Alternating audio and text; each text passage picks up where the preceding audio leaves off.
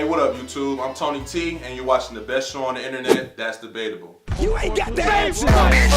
Look at my dad. Today, I'm bringing you another episode of the interview that I've had with Dr. Christopher Cronin, and this is what he had to say. Well, you're not going to be able to do anything legally. That's going to be a free speech thing forever. Okay. That's freedom of the press, freedom of speech. So, if you're worried about certain media just going with running with a bias, going with it.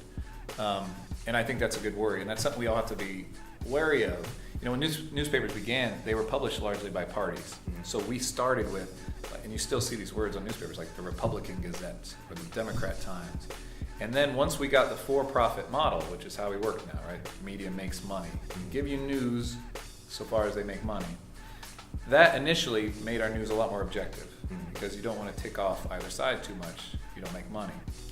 And that held true through a lot of 20th century. But now that you have sort of niche markets, cable, internet stuff, it's hard to resist confirmation bias, which is, you know, if I'm conservative, I could watch some generic news and feel like annoyed by about half the things I see. Or I can go watch Fox News and they're going to give it to me exactly how I want it and make me feel good. They're going to support and reconfirm what I already believe. And that's true on either side.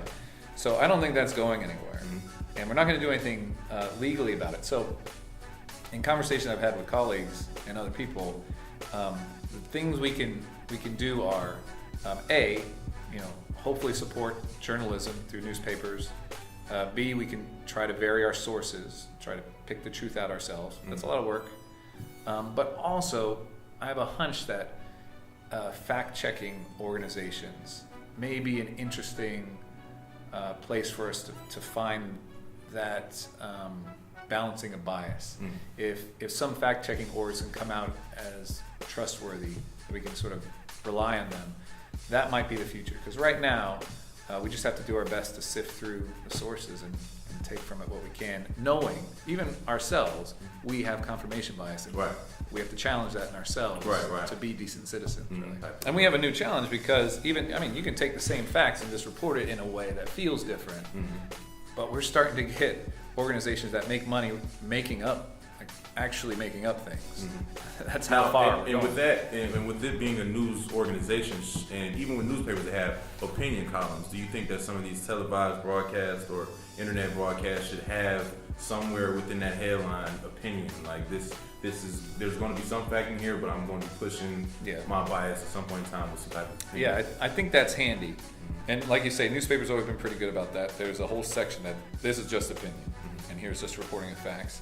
And some news organizations and programs do a better job than others in doing that.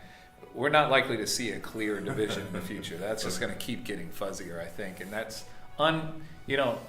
unfortunately, that makes it harder for us citizens to figure out what's going on. It does take more work, and that's not usually a good thing because citizens don't want to work, but it does take a little work. I'd like to thank Dr. Christopher Cronin for hooking me up with all this information. Let me know if you agree with what he said, if you feel like you might have left something out. Like this video, go ahead and give me some support my channel, subscribe to it, share the video, show your love, man. I'm Tony T, you're watching the best show on the internet, that's Debatable, and I'm out.